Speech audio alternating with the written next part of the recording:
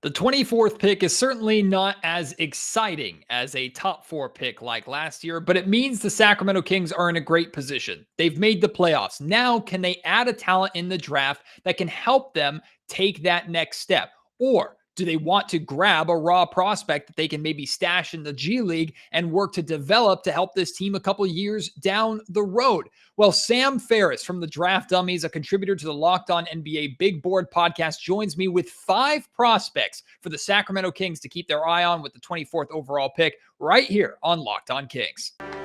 You are Locked On Kings, your daily Sacramento Kings podcast, part of the Locked On Podcast Network, your team every day. And now, ladies and gentlemen, it is that time for another episode of Locked On Kings.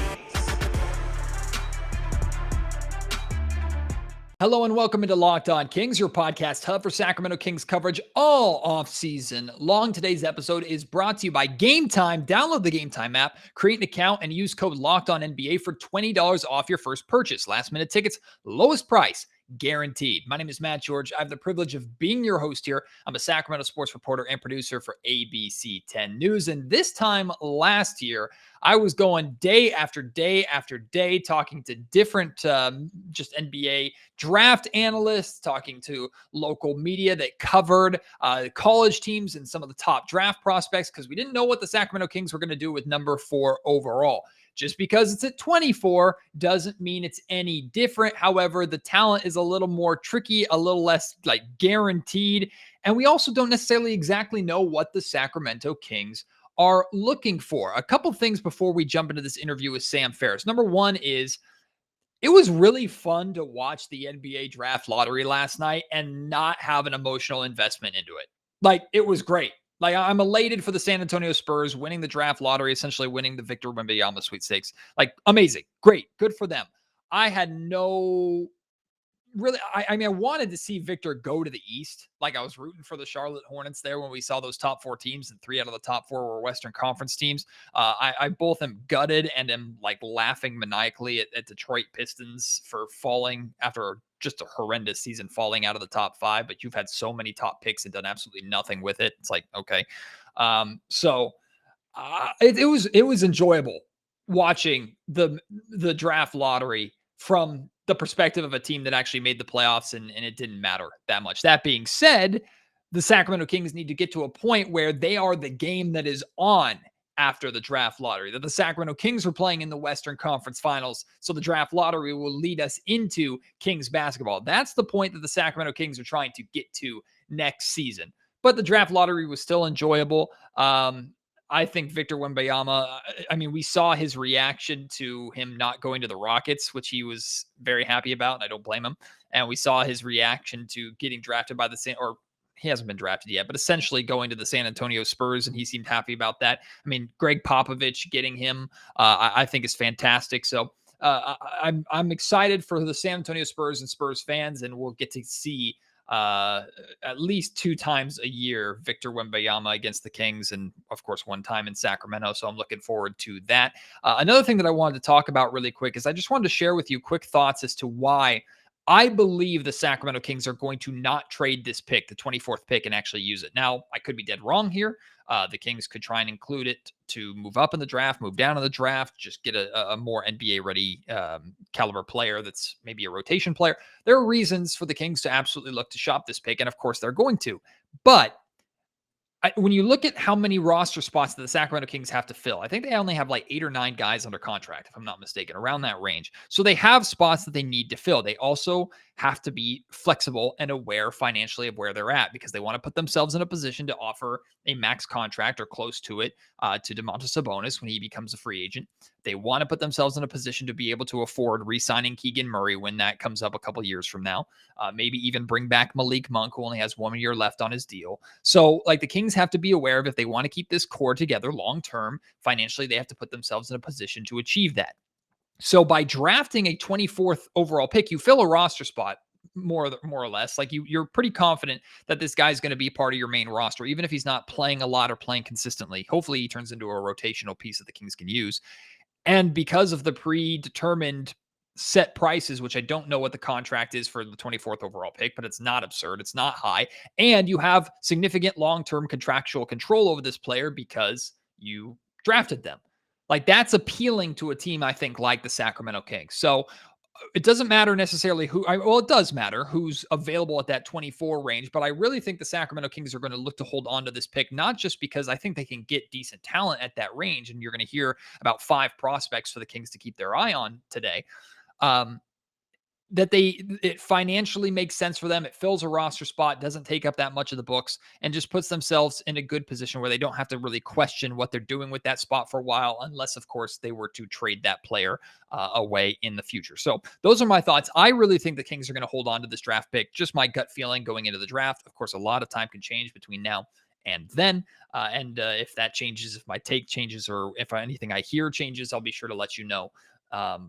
Of course, as this draft process goes on. But for now, I'm happy to be joined once again by Sam Ferris. He's an excellent draft analyst. I have had him on, I think, the last 3 draft seasons now. He just is an amazing contributor over with the Locked On NBA Big Board podcast, and he's a draft dummy. He's just awesome.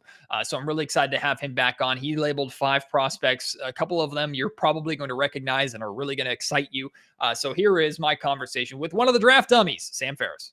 The Sacramento Kings find themselves in a much different position than usual because they made the playoffs. They're not in the lottery. They have a late first round pick. It's unlikely that they find world-beating talent, but not impossible. However, that first-round pick still has significant value, and I believe the Sacramento Kings are going to be making a selection with that draft pick. So who do the Kings have their eyes on, or who should they have their eyes on? Here to help me answer that question is Sam Ferris from the Draft Dummies, a contributor to our Locked On Big Board podcast. Also does a phenomenal job covering the NBA draft. This is his busy time of the year, so he's nice enough to join me here on Locked On Kings again. Sam, you put together 5 different prospects that you think are going to be around that 24 range that the Sacramento Kings should be keeping their eye on. So if you want to list off those 5, and then we'll just kind of break them down and dive into them one by one.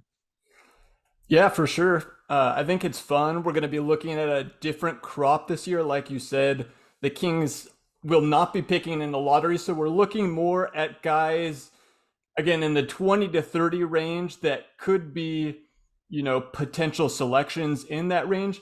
And as I put together this list, I kind of wanted to do a variety of guys. So I picked a few different wings.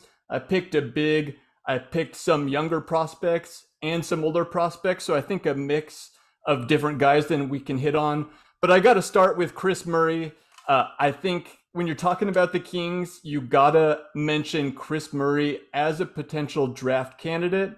And then the other 4 guys I picked were Maxwell Lewis, the wing out of Pepperdine, Noah Clowney, the stretch big out of Alabama, Gigi Jackson, the intriguing freshman out of South Carolina, and then Jaime Hawkes, who's more of a veteran, a 4-year guy out of UCLA. All right, so let's start with Chris Murray. He's the name that a lot of Sacramento Kings fans have their eye on for obvious reasons. Keegan was here. Keegan was excellent. The first question that I have about Chris Murray, though, is he's not Keegan Murray. Nope. There's a reason why he's not being picked or talked about as a top 5 player. That doesn't mean he isn't valuable and could add a lot to the Sacramento Kings, or couldn't add a lot to the Kings, but he's not Keegan Murray. So how should we look at Chris Murray? What type of player is Chris, do you think, in the NBA? Yeah, you make a good point. Those were the first notes that I have written down. Is he's not Keegan Murray, but I do think the fact that Keegan Murray had so much success as a rookie does bode well for Chris. They obviously share some DNA. They have very similar physical profiles. And so I think that bodes well for him. But when you dive into the statistical profile, I mean, if we remember back to how good Keegan Murray was at Iowa, really there's nothing that Chris did at the level that Keegan did. Again, Keegan had a phenomenal season across the board at Iowa, so we can't compare those two statistically. But I think you're going to get a similar player who just isn't quite as good as Keegan, and that's okay. Like we said, if he was as good as Keegan, he'd be going in the top 5 to 7 picks. He's not, but he still provides versatility at 6'7". The one thing that he did a little bit different than Keegan Murray is he took a higher volume from three. And we saw from Keegan, obviously right away, he broke the rookie record for threes in a season. So you hope he brings a similar, that similar shooting skill right away, and just the competence defensively that he can fit in and play a role.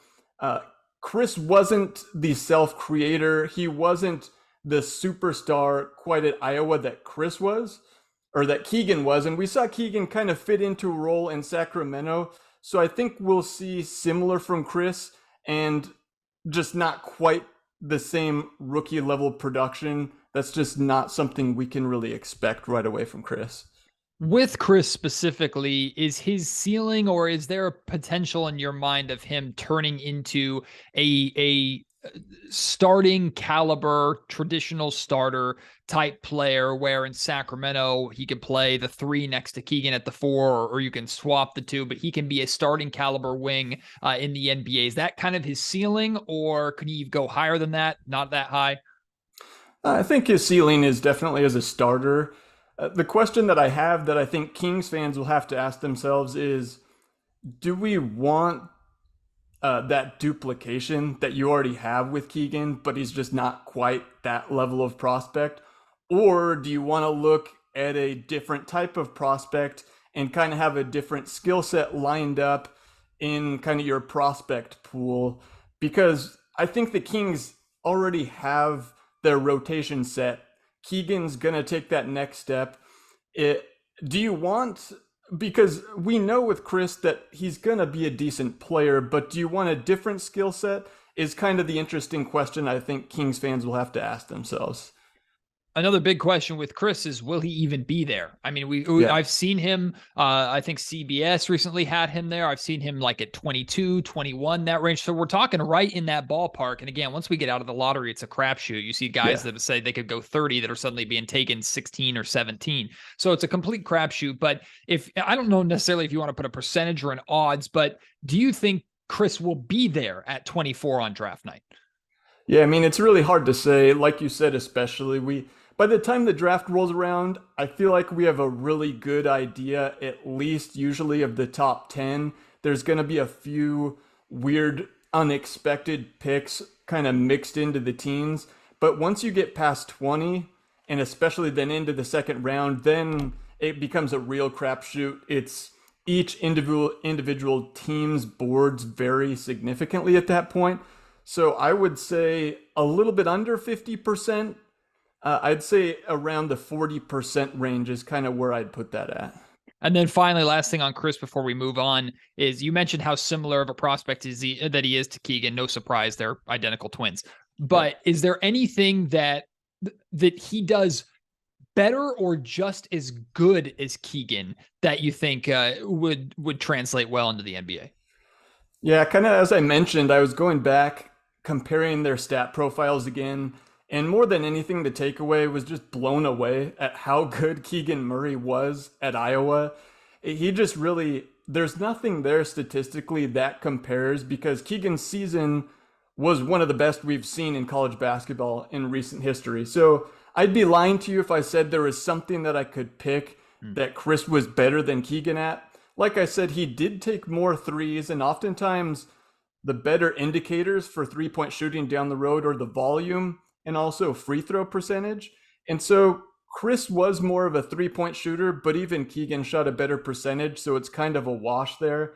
The hope is that the three-point shooting comes around and that the defense hits, like I think we saw from Keegan, and that he can be a good, traditional 3-and-D role player with a little bit of upside off the bounce. Like I said at the top of the show, today's episode of the Locked On Kings podcast is brought to you by Gametime. Buying tickets to your favorite events last minute should not be stressful. Whether it's a sporting event, a comedy show, a concert, everything in between, you can buy tickets at the very last minute. Maybe you decide you're going to go last minute, or you can seek great deals last minute with Gametime. They have flash deals for last minute tickets where you're going to get prices on tickets that are absurdly low, certainly a lot lower than that we would normally go through. And if you've heard me talk about Gametime before, you know that I've used Gametime for a last minute purchase. When I was in San Francisco for the Kings and Warriors playoff series, I decided to get last minute tickets to go see the Giants play. I was staying at a hotel right across from Oracle Park. So it's like, why not?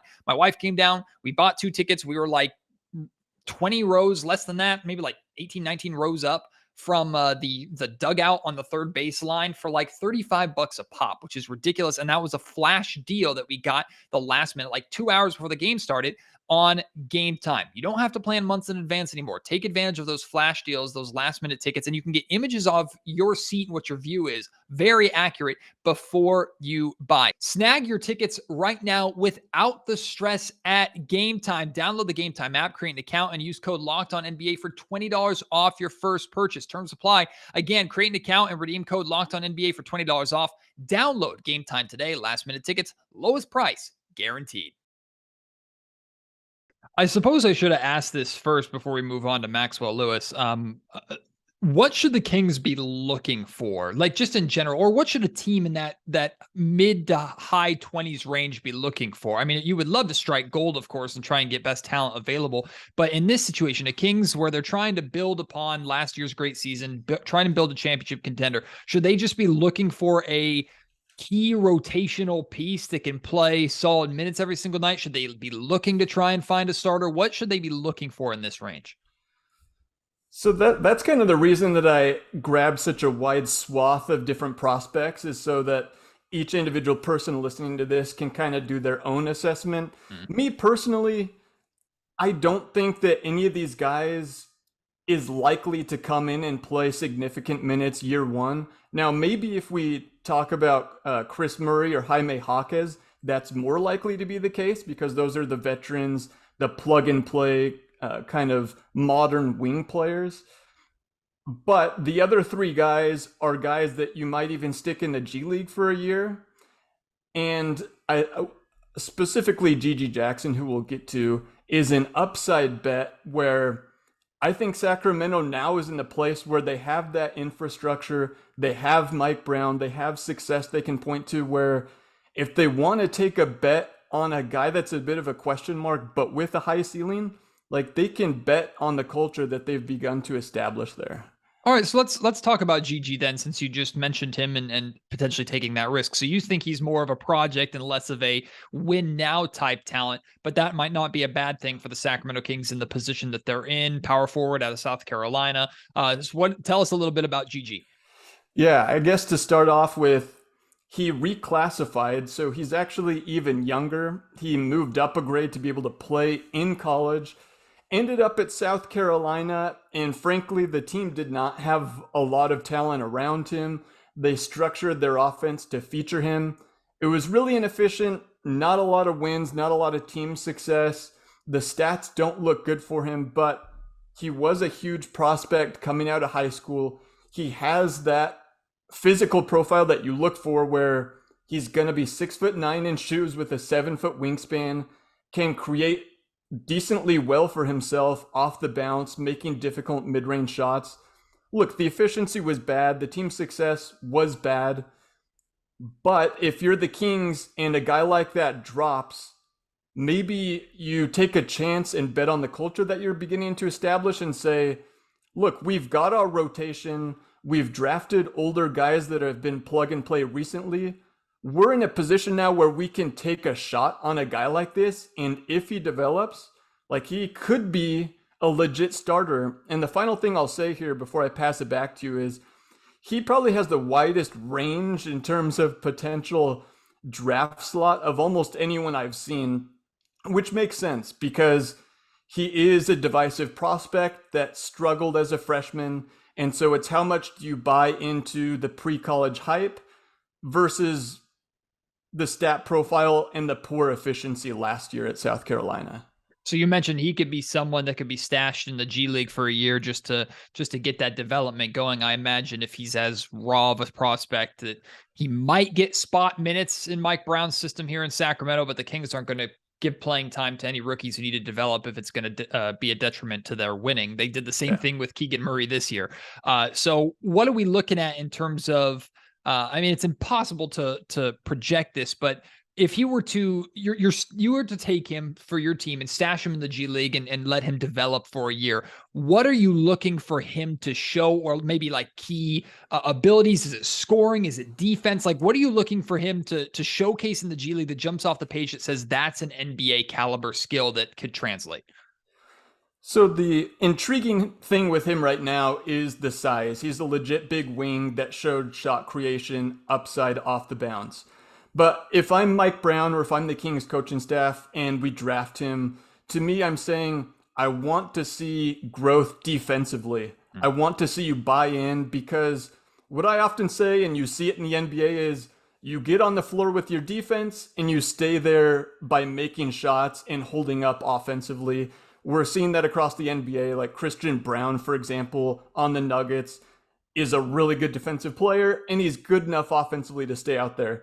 Gigi Jackson has the offensive talent. He's been a guy that throughout his life, coaches and teams, like, he's been the best player. They kind of let him do whatever he wants, free reign offensively. So I would challenge him to be and show the best side of himself defensively and let him know that's how he's going to earn minutes down the line. Let's move on to Maxwell Lewis. And I know this is a prospect that some Sacramento Kings fans have talked about. Again, we're looking at late first round guys, so not world beaters, but a wing. And a wing position is historically difficult for the Sacramento Kings to fill. They can always look for good wing depth. Small forward out of Pepperdine. What should excite or concern Sacramento about Maxwell? Yeah, so the prototypical wing size, 6'7" in shoes, 7-foot wingspan. And it's not like, so he is raw, but it's not like he's without skill. He can dribble, he can shoot. But the concerning thing is, or I guess I'd say the puzzling thing is, Pepperdine plays in the WCC, not the most talented conference. And yet there was a point last year where Pepperdine had lost 24 out of 25 straight games in the WCC. They were that bad. And you look at Maxwell Lewis as the team's, probably best player, supposed leader. Like, if you're really that good, how do you let your team lose every game in the WCC? That's kind of the question that teams will be asking themselves, because it's the player prototype with the wing, with the size, with the skill that is intriguing. But is the player on the court really that good? And with him, it was a tale of two seasons. If you just look at his game log, first half of the year, almost 40% from three. Second half of the year, like 25%. And so I think if you looked at him halfway through the year, a lot of people had him as a lottery pick. And then things kind of snowballed for the team. His percentages fell off, and now he's looked at anywhere from probably the 20 to 35 range is kind of where I'd most slot him in at. If that were the case, though, do you think a situation like Sacramento, where you're coming in and if you are making the team or if you are earning a spot, it's with an established group where the top six isn't going to be touched. You're not going to get anywhere near that. So you're not looked at as a game changer guy necessarily, like maybe you would if you're taken in the lottery by a bad lottery team. In that case, do you think Sacramento could be a good landing destination for Maxwell, considering he could kind of plug in and figure things out with a coaching staff that'll work with him but hold him accountable? Yeah, I think so. And I think we're kind of hitting on Gigi Jackson and Maxwell Lewis back to back. Their situations are somewhat similar. Gigi was the more heralded prospect out of high school, but Maxwell Lewis has put up good numbers, at least offensively in college. It just hasn't led to team success, and also the defense hasn't been, again, what you'd expect for a guy with those physical tools. And so my process, if I were the coach or the staff with the Kings, would be similar between those two.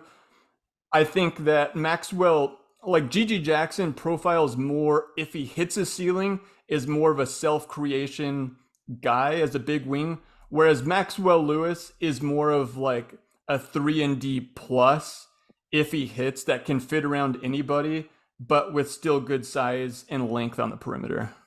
Noah Clowney is a familiar name to some of us, especially if we followed this season with Alabama and what he was able to do there. Obviously not the top guy on that roster, the featured guy on that roster, but again, maybe someone who understood how to win and play their role in winning that could maybe do the same thing in Sacramento. Yeah, exactly. So it's a good kind of juxtaposition between the last two guys we talked about and Noah Clowney, because Clowney came in as a freshman and immediately produced for a really good Alabama team. And not just statistically, but the defense was huge for Alabama. He was part of them being one of the best defensive teams in the country with his length, with his ability to switch and slide his feet. So when I look at the Kings down the line, like I really like his fit because he's that prototypical modern four that can shoot, that can switch, and even play some five if he needs to, somewhat similar to what Trey Lyles has become. And so if Trey Lyles ends up being priced out, or maybe just years down the line, he's kind of the heir to what Trey Lyles is doing right now. Another comp would be a guy like Maxi Kleber in his prime is kind of what you're expecting to get from him.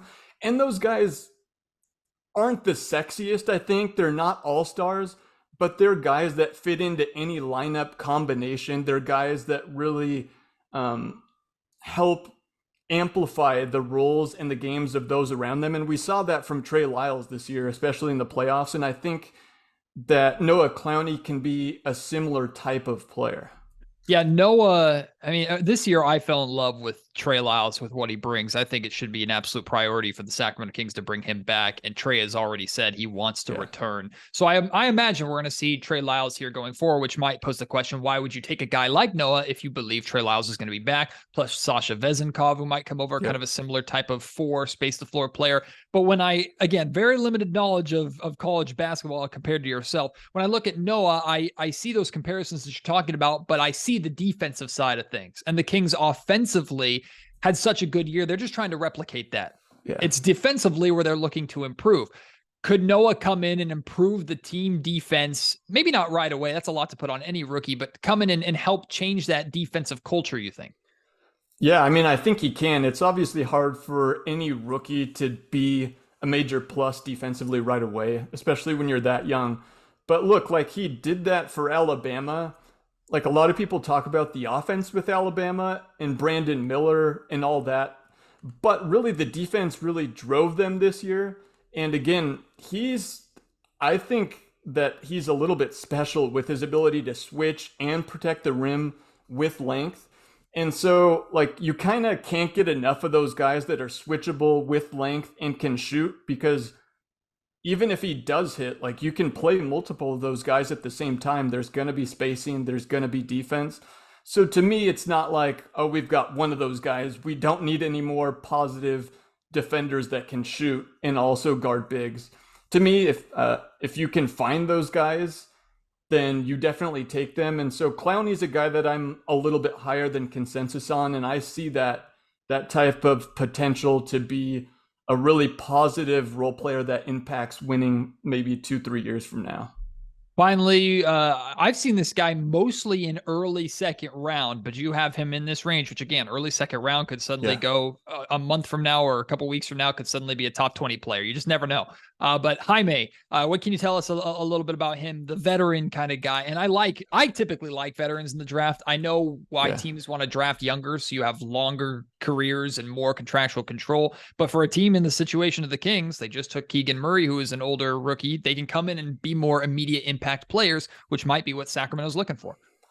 Yeah, I like Jaime Hawkes. To me, I agree with the point you made that we mostly see him going second round right now, but there is going to come a time where over the next month or so leading up to the draft, right now, a lot of young guys are projected going to the first round, but every year we see there are certain teams, especially in the 20 to 30 range, that are competing to win now that would just prefer to take older, more ready now players. This happens every year. It's going to be the case this year. Some of the older guys are going to move up these mock drafts. And to me, Jaime Hawkes is going to be one of those guys. And I have a first round grade on him. For those that haven't followed him at UCLA, like he's been visible because his team has been consistently good. He's a winner. He's brought that to UCLA to help reestablish that brand. And just another interchangeable wing at 6'7", but he plays tough. He plays bigger than that. Might be able to play some forward defensively. Just a positive plug and play guy that can help reinforce that defensive culture right away, I think. And does kind of the little things that we talk about, the hustle plays, the positional defense. He's just a winner. I know a lot of those terms just get thrown around, but those are the terms that define Jaime Hawkes. And to me, I have him as one of the 3 best upperclassmen in this draft. I would have Marcus Sasser, I would have Jaime Hawkes, and then after that, Chris Murray. So we've talked about 2 of the 3 on this podcast. I like Jaime Hawkes. I think he's going to end up being a guy that moves into the first round range as we lead up to the draft. So with Jaime specifically, let's say the Kings take him at 24. Some might call that a reach on draft night, but if you're doing that, it's because the Kings do believe that they can plug him in and he can help affect winning. When you talk about plugging a guy in, I imagine it would be in a bench role, but you're looking at putting him on the floor with someone like Domantas Sabonis for him to play through. Guys like De'Aaron Fox and Malik Monk who draw attention, can attack the basket. Like when you think of Jaime, plugging him into what the Sacramento Kings are doing, based off of our knowledge, not Mike Brown's knowledge, how do you see him fitting with what Sacramento does? Yeah, I see him being the backup 3-4. I don't know if Harrison Barnes is still going to be there. I'm not saying that Jaime Hawkes slides in as a starter, but I do definitely think he can play minutes as an interchangeable wing/forward in a similar role to what you've seen from kind of Keegan Murray this year. He's not going to be the level of shooter where Keegan Murray exceeded expectations this year, but interchangeable defensively. He'll set screens. He'll do the dirty work that the team expects at this point, and to continue to establish that culture. And so I just think he brings that winning mentality. And look, he's proven he's a good basketball player that affects winning. With a lot of these young guys, these freshmen, Gigi Jackson, Maxwell Lewis, these guys may never be legitimate good basketball players. It's banking on upside. Now, does Jaime Hawkes have all-star upside? No, I definitely don't think so, but I definitely do think that he's going to be a long-term role player that affects winning in a positive fashion. And if you can find that in a guy that's like 6'7", those guys are useful in the modern NBA. This episode of the Locked On Kings podcast is also brought to you by PrizePicks and their $1 million daily Superflex promotion going on right now for the rest of the NBA playoffs and the NBA finals. Every day of the playoffs and finals, one PrizePicks user will win a chance at becoming a millionaire. Yeah, this is legit. One entry placed after 8 a.m. Eastern Standard Time will be randomly selected each day. Whoever placed that entry will be given a 6-pick flex with the following payouts. You get all 6 picks right, you get $1 million. You get 5 picks right, you get $80,000. 4 picks right, you get $16,000. Full details can be found at prizepicks.com/million. What PrizePicks is you pick 2 to 6 players and whether they're going to go over or under their projected scoring line for that particular game. So for like the Eastern Conference Finals tonight, maybe it's Jimmy Butler 31.5, and it's Jason Tatum 30.5, and then let's say Jaylen Brown 25.5. Let's say you take the over on all 3, you get that right, you can win up to 25 times your money on any entry. No competing against other people. It's just you versus the projections available, and they have it not just for the NBA, although this promotion is specific for the NBA. They have it for the MLB, NFL, golf, major American sports, hockey, even European sports, combat sports. They have it all for you. Entries can be made in 60 seconds or less. It's that easy, and they offer safe and fast withdrawals. Download the PrizePicks app or go to prizepicks.com to sign up to play daily fantasy sports, and first-time users can receive 100% instant deposit match up to $100 with promo code Locked On. Again, don't forget to enter promo code Locked On at sign up for an instant deposit match up to $100.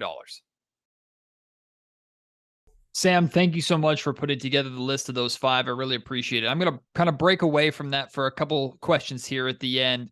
One of them being rim protection is another thing that the Sacramento Kings really lack. And of course, Victor Wembanyama is at the top of this draft class. We know the shot blocker that he is. So we can just exclude him from the conversation outright. But in terms of like really good shot blockers in this draft class, like Derek Lively, the second, for example. Like I see him like in the 20 range. I see him in the teens. Like he's someone that potentially the Kings could be interested in simply just to have that rim protection. But is there any rim protection in this draft around the Kings range that not only is that a skill that they bring in, but they'll actually be able to play as a rookie to be on the floor to block shots? So I was looking at this as I was prepping my list because I wanted to include another center. So obviously if Derek Lively drops, like you automatically take him there. To me, I view him as a top 15 level prospect. Mm-hmm. I definitely don't expect him to drop that far, but he is a legit rim protector that could play right away. But I was kind of scouring through this range. Like it's a little unique and different than other drafts. There are not many centers in that range that I think would be worthy of drafting.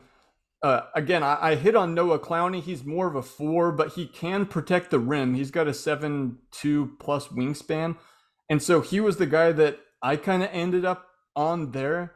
But to be honest with you, no, there's not really another guy that I would personally pick in like the 20 to 30 range. Again, unless Derek Lively happens to drop. But yeah, I just don't see anyone else that I think would be worthy of taking in that spot just to try to find a rim protector. That leads well into my next question, which could be within reason, because of course you hope major guys at the top of the draft fall, but that's realistically not going to happen. Within reason, knowing what the Sacramento Kings or where they're kind of at, not necessarily what they're looking for. If you were to have a prospect on this list where it's like, if I'm in the Kings draft room, fingers crossed, I'm hoping this guy drops. Is it Derek? Is it a different guy? Like, who would you say at that 24 range, if this guy drops, he'd be perfect for Sacramento? Whew, good question. So I have to pick someone that's at least somewhat realistic. Exactly. We're not talking like top. We're barely even talking lottery talent at this point. Exactly. I mean, I would definitely have Derek Lively in that group. I mean, he'd be the pick for me. I don't think it's that likely. I'll give you 2 other names. I don't think either of them, like either one of them is that likely, but maybe if we talk about either or, maybe one of the 2 ends up dropping a little further. And that is Dariq Whitehead out of Duke and then Bryce Sensabaugh out of Ohio State. These are 2 guys that have a lot of upside as scorers and shooters, especially. Dariq Whitehead has gone through injuries and is having to go through another surgery, but he was a huge high school prospect, kind of a modern 3 that can really shoot the ball, you know, somewhat similar to what we saw from AJ Griffin coming out of the draft last year. So if he fell, that would be awesome. Bryce Sensabaugh is an elite bucket getter from the mid-range and from 3, great touch, great scorer. Like, I think there's a chance he becomes like a stud scorer in the NBA. And because of that, I have him in the lottery range. But some teams and a lot of mocks have him dropping all the way into the 20s. So those are 2 guys that are kind of more upside scorers that have a chance to drop. I would say it's unlikely that either of them do, but you know, there's certainly a chance that one of the 2 ends up dropping into the 20s. And like you said, every year in the draft, there's 1 or 2 fallers that we did not expect. Well, these last 2 questions have nothing to do with the Sacramento Kings and everything to do with Victor Wembanyama. First off, what was your reaction when you saw the Spurs essentially win the Victor Wembanyama sweepstakes? A lot of people thought, hey, it fits the script perfectly. I love the Spurs as a destination for Victor. I think it's great. I didn't want him in the West. I was rooting for the Hornets. But what do you think about Victor to the Spurs? I mean, I tweeted out that Devin Vassell has finally got the sidekick he deserves as a joke. I love Devin Vassell going back to the draft, but I think it was good for him and for the Spurs, obviously, but because the Spurs have a lot of decent like rotational pieces, but they didn't have any prospect that had legitimate star upside. And so now they get to surround kind of their role player pieces with the star piece. And I was a little bit jealous just because we've seen them get Tim Duncan. We've seen them get David Robinson. I was kind of hoping that he would end up on one of these other young teams that hasn't had that star talent. But the Spurs now go in terms of the league pass watchability rankings, might have one of the largest jumps in the history of those rankings. So I'm very excited to see him play this year. Might get all of a sudden Greg Popovich is considering coaching for another 10 to 15 years just to be able to work with Victor. Well, the last question I have for you, and this is kind of putting you on the spot. So if you don't have an answer, that's totally okay. Cause I was thinking about this long and hard after the draft lottery was over. Mm-hmm. Is there a player in the NBA right now that the Spurs would trade this pick for? Like, the only name that I even remotely considered was Giannis. And even then I'm kind of like, like some people said Luka. I don't trade for Luka. Some people say Jokic. He had an incredible game 1 against the Lakers. I still say no. Like, I think Victor Wembanyama is almost untradeable as a number 1 overall pick, which is pretty crazy. Yeah. I mean, I would say certainly close to, and even with a guy like Jokic, like the Nuggets aren't trading Jokic. So that's kind of a moot point. So anyone that's semi-realistic, like, it's not happening. That pick's not getting traded. I heard that the Spurs after were non-committal. They were saying they're going to look at all their options. Like, that's a complete lie. They are stoked to be having Wembanyama in that organization, and they are going to be a ton of fun to watch next year. So that pick will not be traded, and I don't know that really anybody would be traded for him, to answer your question. Well, when we get to draft night itself, we'll have to deal with the infuriating, 5 minutes on the clock for the first pick, as if we don't already know what it's going to be. But Sam, you put in such hard work during this time. We might have you back on before the draft itself to maybe revisit some other prospects or anything that's picking up heat a little bit as everything changes. Of course, you'll be posting your big boards and your mock drafts and things like that. So I appreciate you coming back on Locked On Kings, my friend. Keep up the excellent work, and I hope you get some sleep a little bit over the next month. Sounds good. Thanks for having me.